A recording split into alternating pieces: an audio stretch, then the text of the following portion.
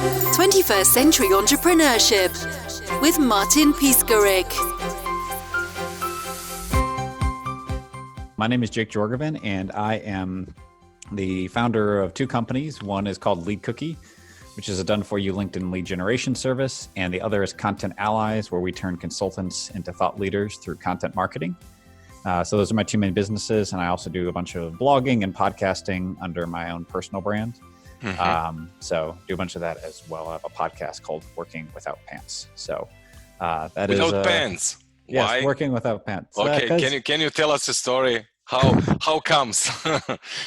Yeah, I mean the name of the podcast. It's a great name, but I'm just my podcast. It's a boring name. 21st Century Entrepreneurship, but your name is really a unique one. It started and it actually would launch as the creative freelancer show. The show is 6-7 years old now. Oh, and I was literally freelancing when I started it, and somewhere along the line, thought Working Without Pants came to me as a more fun name. I think where it might have been inspired is WordPress has a book called A Year Without Pants, where they write about their remote company. And so I guess I saw that at some point, and that's kind of what led to it. But it's a great, just kind of, meaningless name, I guess, that has some kind of ties to it. Absolutely. And it lets you just kind of take the show wherever you want. But we can find philosophy in it.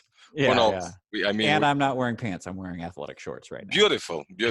Where are you from anyway? So I'm from United States, and grew up in the St. Louis area, and went to college in Nashville, and also lived in Denver. Today, I'm actually in Bucharest, Romania. So cool. So you have a warm flat, or what's the secret of you walking around with your shorts? It was actually pretty warm here today. It was pretty sunny. Okay. Yeah, it is. Global issues. Yeah. Yeah, that's true. We had 17 degrees Celsius as well. Yeah, that's not what's supposed to be happening at this time of year. yeah, definitely. So, how do you experience Romania? I was never there. But I heard a lot of good stuff. They're in a much better situation now than, let's say, 20 years ago. Is it the truth? Oh yeah, it's honestly, it's been great here. I've made friends with the guys local here, and we were talking about the cost of living versus the value. Oh, definitely. It's I would say it's living here is almost on price with living, and I've spent a lot of time in places like Mexico or stuff like that, but the quality for the cost is so much better. Beautiful. So how much is it per week, let's say, for a flat and food and just basic, for a decent living, not having house, but for if you want to come and work. And I guess my monthly rent here for pretty decent places is $500 a month, and I'm doing a short-term rental on Airbnb. My friend, he's paying $400 a month for an even nicer place on a year-long lease. Oh, that's a very good. And the food is just very, very inexpensive. It's one of those things where it's might as well just go out and eat a lot because it's so low cost to even just go out and eat. So. Do you know how much guys from the States are there working and living? Do you have any contacts with some other people from US? I've only met. Well, I'm only part of a few nomad groups. I tried to find some other people. I honestly didn't find any. I found one guy who's actually a Romanian guy who is a CTO of a San Francisco company. So he's my only buddy here. But I have not gotten out into the co-working spaces. So there's probably a bit more of a nomad scene, but I haven't quite found it. So it's not a huge nomad scene by any means, like a lot of the spots, but I'm sure there's some more people here. And it's pretty far away, and Russia is pretty close. Yeah, that's true. So getting about as close as I can safely get. Definitely. How old are they, the nomads? I mean, are kids like in early 20s or all kinds of?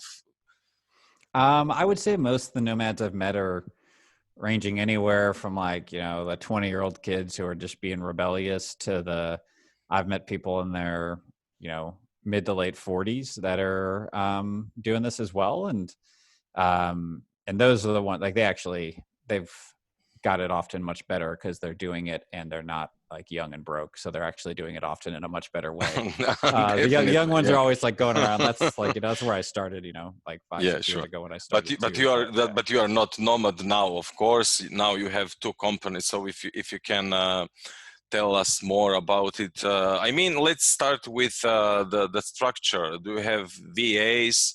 Or your own employees, or are they from all around the world, or how?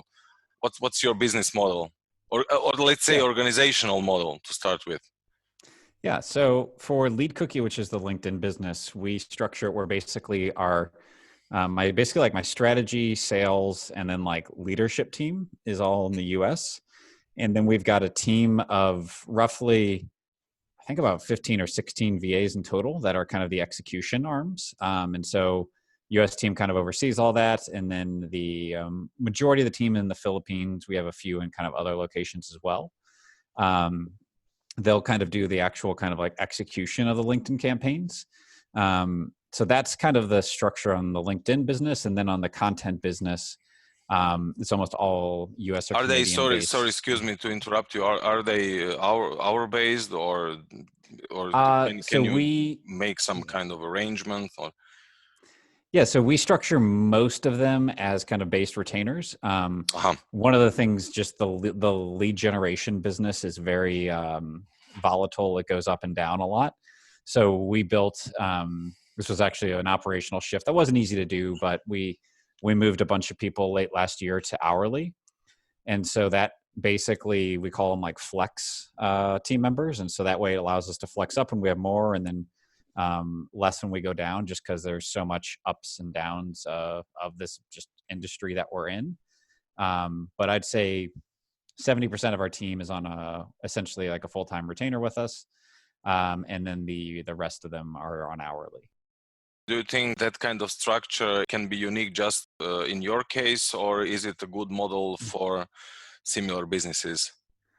I think it's honestly a great model. Like one of the things, like just that, anytime you're doing any sort of, I guess, service-based business, you can look at the number of, I guess, like utilization. When I worked with a really big agency at one point, and they were like tracking utilization, and they were like, if our utilization drops before 85%, like that's like a red flag. So you have like some kind of KPIs, or? Yeah. So we've started to track that as well. But the cool thing about having flex team members is like our utilization almost now never drops below like 95 or like 90%. Wow, that's a huge jump in efficiency. Yeah, and historically we had some periods like before we made this shift where it was like, oh, we're dropping down to like 70 or maybe even like 65 if we had like a dip or something, and like we're still paying all those salaries. But if your utilization's high, then like you're at max profitability if your utilization's high, essentially.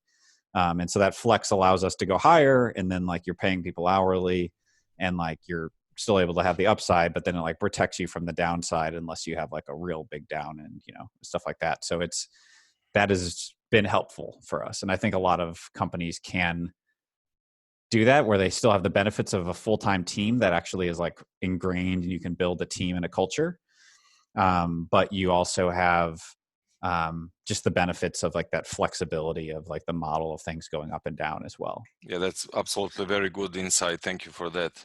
Your business model, it's a very helpful for a lot of guys trying to start their own business. Speaking about guys wanting to start their own business, do you have any?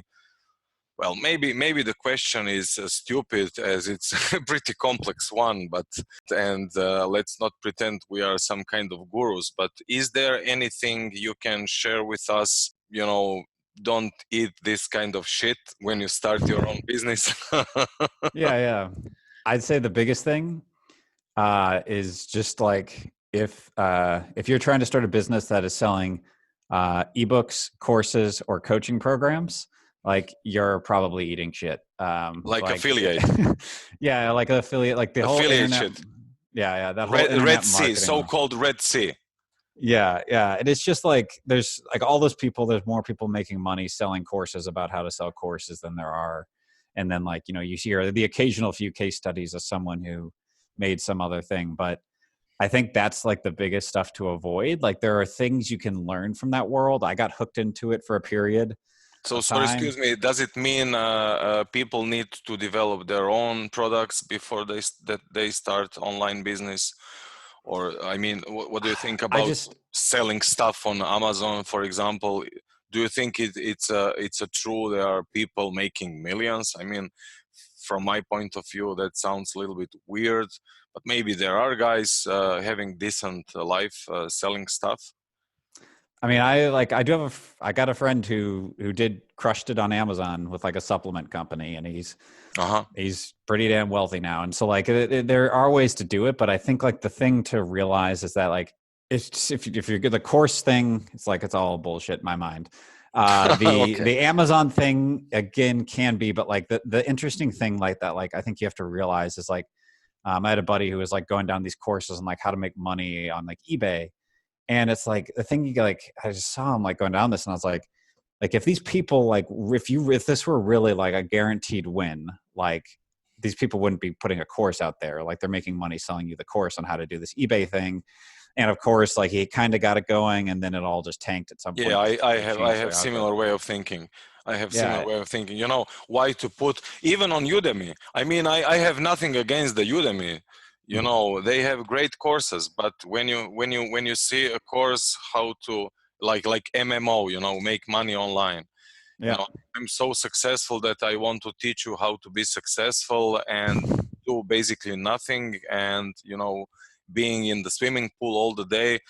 Well, you invested tens, if not hundreds of hours in doing your online course, and you are spending so much time on social media and advertising, and so I don't think you have so much. You have splendid of time for, you know. Yeah.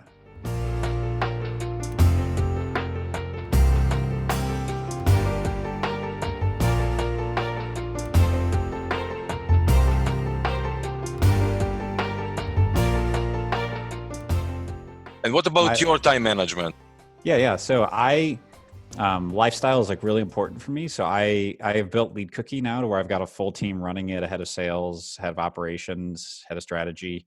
And I spend about 4 to 8 hours per week on Lead Cookie.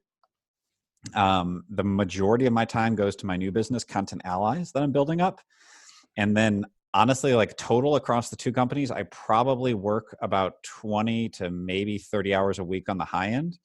And I spend the rest of the time. Yeah, I spend the rest of the time making music and art. Like, and well, you're a lucky guy.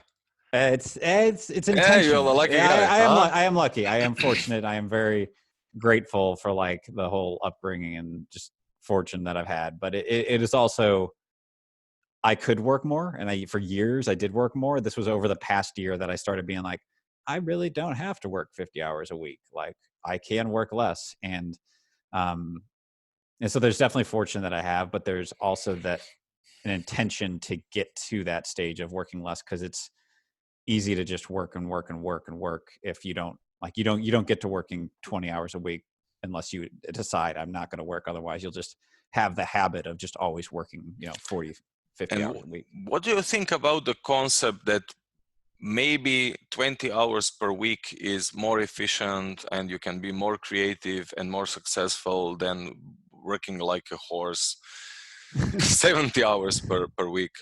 Yeah, I mean, you know that concept of thinking, and you're living that concept basically. So you're a great person to ask for. I totally see it. Like there's times where you need to hustle and you may need to do some extra work or get some stuff done. But I have been in that like grind of working like long hours, and like the whole concept of decision fatigue is like a very real thing. Like you just make worse decisions, and it's like you'll end up working tons or like making bad strategic. Like there was a point last year where like I decided to launch a whole like kind of new service line to the content business. And that decision came when I was super fatigued, really busy. Mm-hmm. I spent like 4 months building the service line, and then I shut it down like a month ago and was like, what the fuck? What was I thinking? I was like, there's like hundreds of hours of work. Do I feel some that was like pressure in the wasted. air? Yeah, like, and so it's just like that thing where you're just like, now that I'm not working as much, I'm just like, oh, this is like, it's just so clear. Shut that down. And like, God, I wasted a lot of time on that. But it's those big decisions that you can like make wrong, and I think that comes when you're in a fatigued state, or is more likely to come. So. And what kind of guy are you? Like a party guy, a meditation guy? I'm a all kinds of guy. Meditation guy. I got sober a few years ago and quit drinking. So. Okay, but you had your period of time when you liked to take some beer or something like that. Yeah. So I used to party all the time, but I quit drinking and all in smoking and all that stuff a few years ago. Did you heard how insane situation in Silicon Valley is, how much they are drinking, and not to mention any other stuff, and it's like their lifestyle. It's amazing, and the suicide rate is amazing in the States. Actually, I had one podcast just for that topic, and it's LA, for example. And you will never, I mean never, but you will rarely see any article on that topic, of course, because nobody wants to, to disappoint future entrepreneurs. But I think that we need to openly speak about all aspects of being an entrepreneur. And I think you are a lucky guy, because I think just a few % of people actually succeed in being a good entrepreneurs, especially working 20-30 hours per week. I completely understand. I can feel you had your learning curve. You had your personal development. You came to the point of working 20 hours per day based on, I believe, 100% great organizational structure and good document flow and information flow and probably good team. Yeah, it is something where, again, it's all of those things you mentioned about just like people, like it's rampant. Like I have a friend who's in like EO, which is this global entrepreneurs group for entrepreneurs over 1 million. And it was just interesting. He got like a survey at one point, and it was like, and the survey asked, like, what is your like business growth? Is it like 0 to 5%, 5 to 10% over last year, 10 to 25%, or 100 plus? Like, what is it? And they're like, wasn't even a check mark for like, oh, I haven't grown, or like I declined a little bit. And he's in a business where he's just like, he's got 2 kids that are like 8 and 12, and he's like wants to be a really great dad and focus the time. So he's like, my business is good. It's like, yeah, we kind of went down like barely, but like we're stable. And he's like, I'm not growing. And I could be like, but I'm fine with that, because I'm at home with my kids all the time. And it's like, he's like, but it's like this weird thing where you show up and like you've got this like pressure to grow. Like that's just like the mindset. And like when I set my growth targets for this year, I was just like, if I can just like kind of stay the stable, or maybe like grow like a decent amount, like a little bit this year, like that's cool if I'm able to work 20 to 25 hours a week. And like that's a very different mentality versus like a few years ago. I probably would have been like, all right, I'm going to double business this year, we're going to go huge. And then like I would have just like hustled all year to get to that. But it's just like, what's the point? You like, what's the point? Buy more shit. Like, like what do you need really? So, but you are in meditation, people that are not so familiar with different states of mind, with consciousness, they have a different way of thinking, different thinking patterns, and they need more and more, and who knows where they will get with that approach. But everybody is responsible for himself or herself, definitely. Great time for you to tell us more about your company. So I really experience you as a really authentic person, focused person, efficient person, with great business results. So I suppose your companies are similar like you are. Yeah, there's definitely a lot of like successful companies. one of my advisors definitely said something along to me one time that stuck with me is like your business is a reflection of yourself. Yeah. And I think in small entrepreneurship, it's so true. Like if I'm like scattered or stressed or overwhelmed, then like my whole business, like my team gets kind of scattered and stressed. And so like, yeah, like how you show up as a person, like in a small business like this makes a huge difference with like how everything happens, the entire kind of journey down. So definitely I'm a huge believer that like getting yourself straight, like it's why the personal development and entrepreneurship industries are hand in hand, is because like you've got to get yourself straight if you want to have a good company. Because if you can't like be disciplined enough to like, you know, do what you say you're going to do and like stay focused, then like you're never going to be able to build a company because you're just going to be like just throwing chaos into it all the time.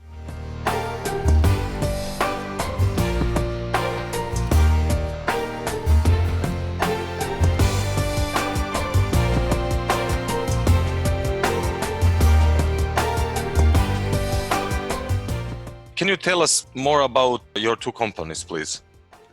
Yeah, so basically at Lead Cookie, we are again a LinkedIn lead generation agency. We're actually doing full service lead generation at this point, mainly for business to business companies. So basically, we'll kind of work with our clients to build a list of their target prospects and then do outreach to help start conversations with them and really help them get those kind of opportunities. So we take all the prospecting heavy work off of their plate so that basically they're just kind of handling the actual leads and conversations that we tee up for them.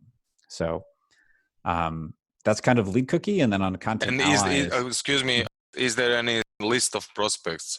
What does it mean? I can buy a certain amount of email addresses with names, or you're helping me to connect with some concrete. Is it a business to customer or business to business or a combination of? Yeah, so it's all business to business, and so we're doing the full outreach. So we're like, you know, if you're looking to buy lists of leads, like that's someone else. What we do is we manage the full outreach campaign. Okay. So like we're doing all the outreach to try to start conversations with people and, you know, the whole package. Okay. Yep. Yeah. So it's all kind of a managed, done for you, so that really the end deliverable you get at the end of the day is someone saying, "Hey, I'm interested in your services," or "Yeah, sure, like let's." Who is the ideal client interested for your services?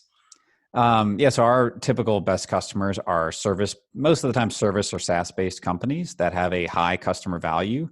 So ideally $10,000 plus, the bigger their value of like service, that tends to be the better. And they just need to have like a really good value proposition. So if someone reaches out to us and they're like, "Hey, we do web design and SEO," it's like, that's not going to work because like everyone in the world does web design and SEO. But you know, when we've got someone with a really interesting or unique business model, they've got a vertical niche, or they've got something different or something kind of a strong value prop, those are the people that we can do really well at help. Where did you learn all of those things? Yeah, so basically I have been working for myself since I was, I guess, about 19. Wow. And one of my first businesses was a video production agency. And I had a business partner who was really, really great at the video side, and I was more of the sales and marketing. So in that business, I just learned, and I kind of, you know, taught myself prospecting. Mm-hmm. I read a bunch of books, and I just started doing a bunch of outbound prospecting. And one of the first customers I really got through outreach was Lynn and Walmart as one of their designing their corporate conference. So I was like, all right, this is awesome, and clearly something I'm pretty decent at. So I basically did that as a consultant then for several years for people. Remotely or? Yep, pretty much all remotely. Okay. Working with different kind of other agencies and stuff, and then it's kind of evolved into Lead Cookie. But on the question of like, you know, when getting started, I think the biggest thing was just like, where have I created the most value in my career? And it was clearly in that prospecting side of things. So that's kind of just where I kind of took what evolved into consulting, and then eventually that consulting evolved into kind of an actual productized service that, you know, built a team around. There was 3 years before Lead Cookie where I was basically just me running outreach campaigns for individual companies with like one guy helping me. So And when you say campaign, is it marketing funnel, sales funnel, or combinations, or something else? Yeah, so or everything? It'll typically involve a, probably about a 4-message email sequence where we're reaching out to somebody, as well as a 4-message LinkedIn sequence where we're reaching out to someone and then basically sending a series of messages, trying to get engagement, trying to get that person to respond. So that's kind of been the kind of genesis of it. So it's all kind of cold outreach. It's not inbound funnels or anything like that. It's all, let's go research, find your ideal prospects, and try to get you in conversations with them. And you're 4 years longer than I am in podcasting industry. So tell me, can I ask you a question, or is it a proper question? What kind of applications for the email? Yeah, or for the whole stuff. I mean, like for example, yeah. ClickBank or Buffer or HubSpot or. Yeah. So some of the top tools we use Airtable to organize a lot of stuff. That's a phenomenal one to just organize lists of leads or anything like that. We use Mailshake for our cold email outreach. In terms of other like tools that we use a lot, we use Asana to like manage our entire team's project management and everything. So that one is really good for like delegating, sending tasks between team members. What else are some of we use Pipedrive as our main CRM, which I really enjoy. Love Pipedrive. It's like Trello, but for sales. And with that, I've found it just to be a really great, easy to use CRM, and a CRM that I actually use and enjoy to use. So those are a lot of the tools. That like the core tools that we end up using a lot. How much time do you spend in just thinking, conceptualizing, finding solution for different kind of problems, scratching something on your paper, and then just use the tool? So what if there is a ratio, or is it everything? I would say then if I were to look at my week, there's a book called Unique Ability by Strategic Coach, which is like all about finding where you're really strong. And I know that I'm strong at creating things. And so I try to design my weeks, and my like 20 to 25 hours a week. I basically will do one-on-ones with my team. I will do kind of podcast calls like this, or I'm making stuff.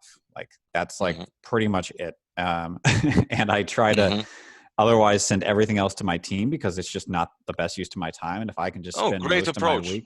That's the reason why I ask you that question. Great approach. So you're using your strengths and your capacity where you are the best for the business. Great. So let's go back to your company. So that's one company, and the other company, what's the name of the other company?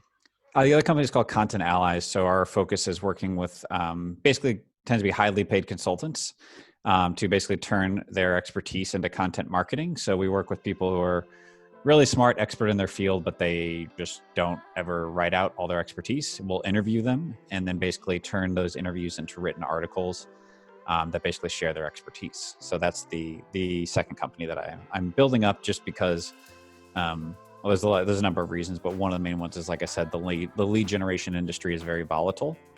And this is the content industry, I think, is much more stable and mature and less prone to disruption. So 21st Century Entrepreneurship with Martin Piskarik.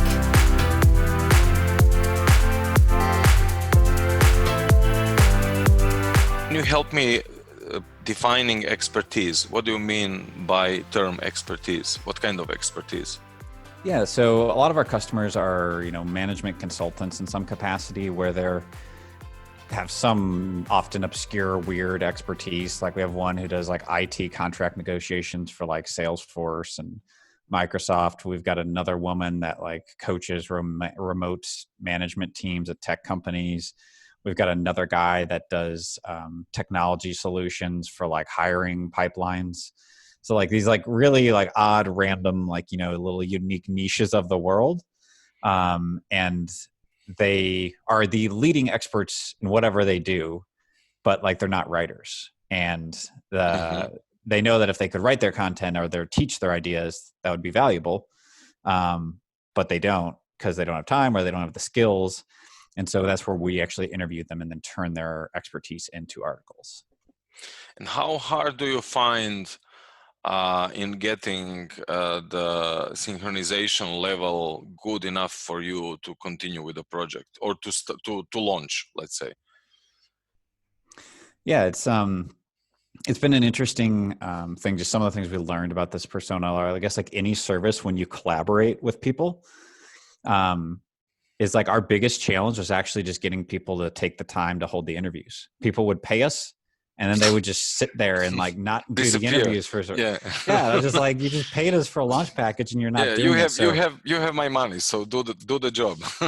But like it's a collaborative thing. Yeah, sure. You need give me some inputs. You know, I need to know you better. So we've started to realize, and that's an interesting thing. Where like we started to basically set expiration dates. And I picked this up from a guy, Nils Vinge, who basically is a consultant in customer success. And he kind of shared this with me, but it was just like, customers hire us not just for like the content, they hire us for like the outcome. And so it's our responsibility to get them to the outcome. So it's been a weird thing to say, hey, you've got to show up and like do these interviews, or you're going to waste all this money and it's going to expire in 90 days. Because like, if you can't dedicate 3 hours to us over 90 days, like, then like don't hire us, kind of thing. So it's just been an interesting thing that like to just figure out that like people like hire your service to drive a behavior, even if that behavior is of them, and like the accountability in a sense. How important that kind of openness is in relationship building? It's definitely a lot. It's you know, like I'm all for being like just transparent as I can be with things. And so I try to just, I don't know, there's some people I feel like they just try to like conceal everything in like business talk. And I just try to be very open and transparent all the time. And that has worked out really well for me.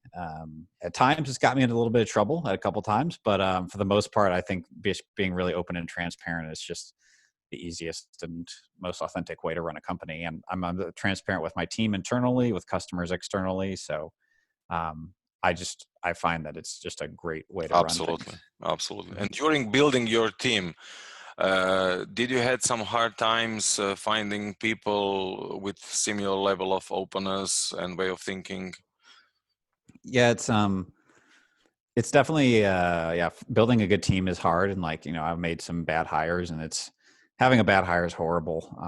Like, I believe you. Yeah. You just horrible. Like, great word. Yeah. Horrible. Like, cause you're just like, it's just this awkward thing where you're like, do I fire this person? This is really annoying. And like, and at some point, like whenever they're gone, everyone's like, thank God you like got that person out of here. But, so Ken, excuse me, Ken, I absolutely, I'm interested in what you were going to tell me, but I want to ask you, can somebody be annoying in a virtual world? Yeah, because I mean, like you're still gonna be syncing with them on regular meetings, and like actually, it can like having a bad team member, like almost, especially in like the world of what's like the Slack. Implication? How? What are the waves? The virtual waves? Yeah, it's like, I mean, it just comes down to like, if you don't believe, like if someone's going to give you SaaS whenever you give them work, or like, you know, like stuff like that, like it can break down, like, because you're just chatting back and forth. And so it can almost go worse, because then like people start to interpret things through this like written communication. You get these interpersonal dynamics, and suddenly you're like having conversations with your team about issues with this new person, and like waste of time. It was like, I don't want these conversations. Yeah. So, definitely. And what kind of energy do you like having between you and your team members? Yeah, that's the interesting thing, is it just totally varies. Like with Lead Cookie, we needed a lot of implementers. So like the people that are hired in Lead Cookie, most of them are very different from me. Like I'm a creative, like most of them, I would say, I mean, it's not, like there's definitely creative ones in there, but I would say a lot of them, like they're like, I like to show up and know exactly what I'm going to do every day and then do my tasks and get it done. And like, I would vomit if that were my day. But like, they love predictability. I don't love predictability. Beautiful. Yeah. And so like, that's the thing where it's not like it's not what type of energy. It's like, you know, we have certain values, like have fun is one of our values. So like, we need like that kind of things, but really it's also a lot of just finding the people that are right for the specific roles. And then ultimately that matter with the values of the company as well. And when was your tipping point? I mean, when was that moment? Was there any moment when you felt, okay, that's it. Now I'm on the right path. Now I'm satisfied with what I'm building, what I'm doing, what I'm creating. Or you're up and down, or is it something ongoing all the time? Is that, I mean, that's part of the entrepreneurship. That's the reason why I'm asking you that question. So did you have a tipping point when you had that aha effect, or do you think that being entrepreneur is having those kind of aha effects all the time? Yeah, it's something more, it's not so linear process.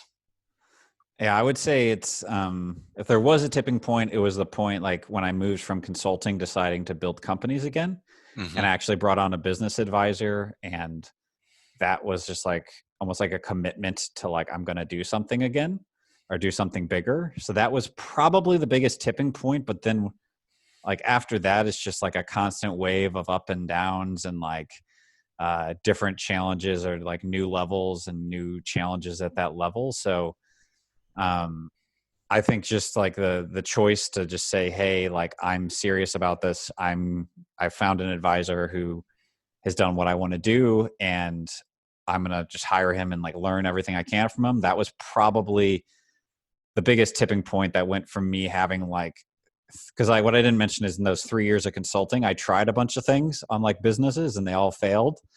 And it was that point of like, I'm actually hiring him, I'm going to do this, that was like when I actually started building businesses again.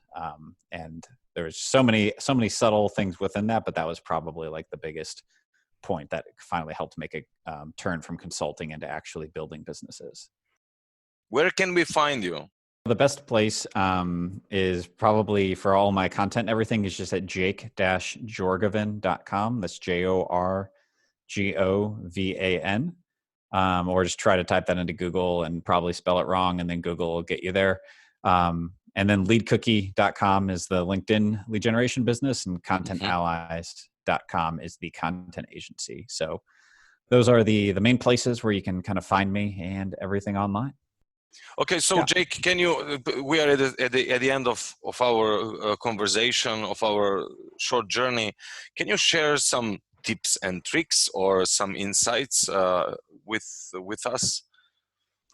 Yeah.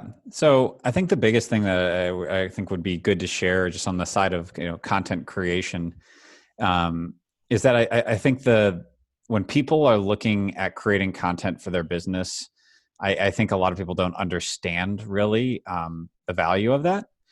And like a lot of people think, oh, I'm going to create content and then content's going to bring in these new leads that are going to discover my content randomly online and like it's going to grow my business. And really like where you're, probably going to actually get more value from putting out content is going to be an increased word of mouth and referrals from your existing business.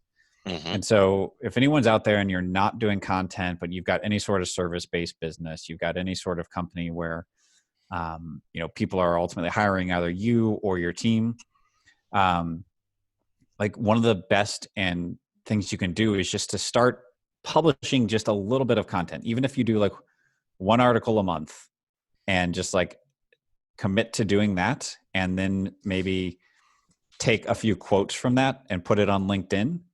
Like if you do that base minimum to promote your business, which is like, it doesn't need to be like an amazing article, like just like doesn't need to be anything crazy. But if you do like one article a month over the course of 12 months, like you're going to see more word of mouth and referrals. It's not the most traceable thing, but it's just like one of the like easiest ways, especially for like service-based companies or consultants or anyone like for that to acquire new customers. And if you're struggling, okay, then like Jake, what do you actually write about in that one article a month?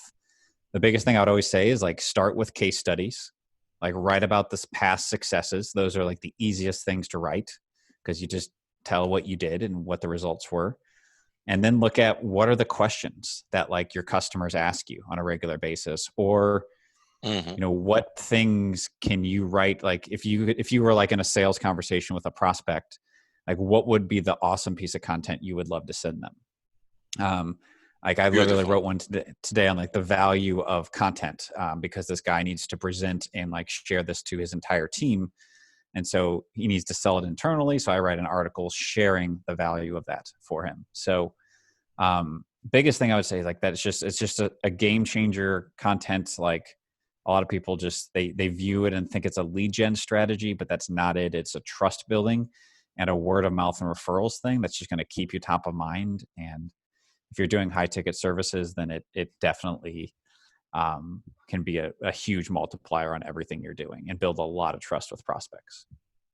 Well, thank you, Jake. It was a real pleasure getting to know you better and your businesses as well. Yeah, thank you, Martin. I enjoyed being on the show, so thanks for having me.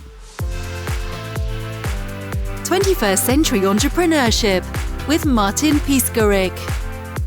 Thank you guys for listening and have a beautiful rest of the day.